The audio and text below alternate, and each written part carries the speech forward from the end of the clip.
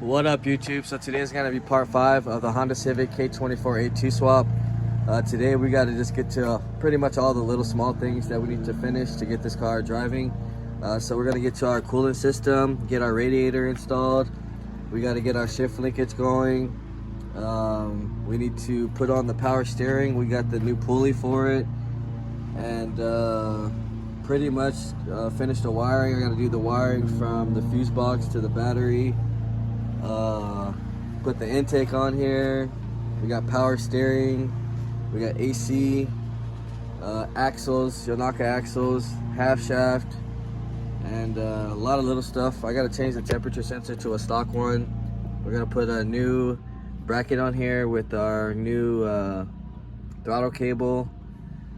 Just pretty much everything that's gonna get this car going. So I mean, right now I'm gonna start with the axles, just to get that kind of going, and then we'll go with the or the coolant system, get the radiator on here, start tying down that up. We gotta put our hoses from our housing onto there, and then we can put our heater hoses. Get the little heater adjuster on here as well, so we got to cut the second hose over there, get that all on here, and pretty much just go over everything and try to get this car on its feet so it can drive off. So I'm gonna go ahead and start on these axles. Like I said, they're Yonaka axles, and these are the pretty much the, let's see, 32 millimeters. So base RSX axles on here, and then we use a half shaft. The half shaft from RSX. The TSX one is actually longer. So make sure you get an SI from 02 to 11 or RSX manual 02 to 06. So I'm gonna go ahead and start knocking this out and we'll come back. Alright, so we came to a problem with the axles, actually the half shaft. So I always tell you guys to make sure you get a manual half shaft, because automatic ones are different, even though they do kind of look the same. But if you look at the pattern, even though this is TSX and this is longer, as you can see, but this bracket right here, these two bolts, and then this one are supposed to line up, or it's supposed to be the opposite. Either way, this one I think is automatic, so this one's not gonna work. And so now we're gonna pretty much have to source another one. I think the angle of it, since automatic transmissions are bigger, it's just not allowing it to actually go in. So that's the problem we're having right now. So probably just gonna start getting to the coolant system. I'll start getting the hoses on, marking up the radiator.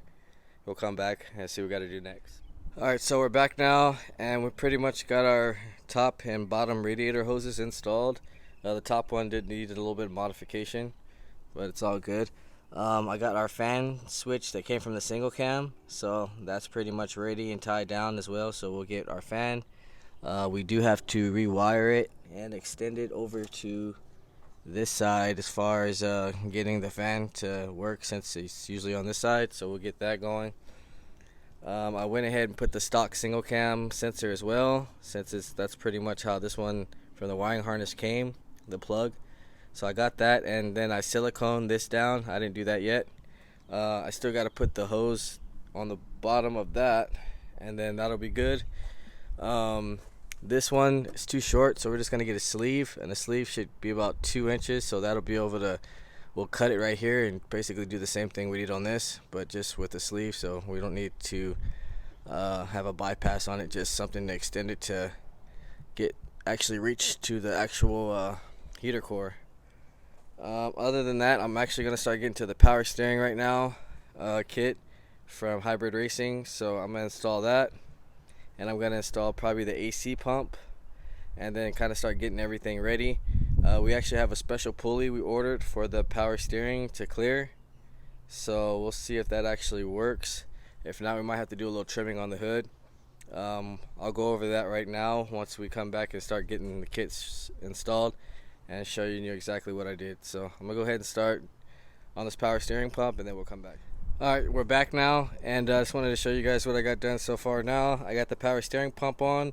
This is our new pulley that we got shipped in. I'll try to get the part number in the description, but this is pretty much for K24 with power steering into an EG.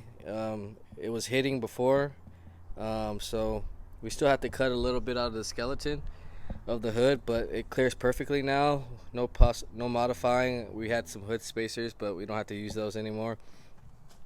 So far I ran a power steering line and got one of the fittings blocked off. I gotta find the stock fitting that fits onto there so I can run the return line.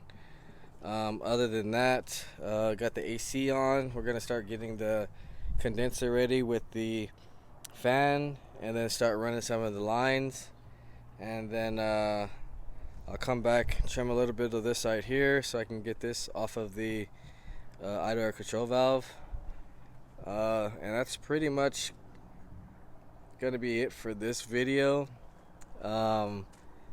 Still gotta, like I said, run the power steering reservoir right here, figure out the belt size, and then still gotta run the brake booster, extend this line, and then run the axles on here as well. So I'll probably do the driver side today, and then we're gonna have to get a new half shaft stick conversion, or stick one, since the one we have is automatic.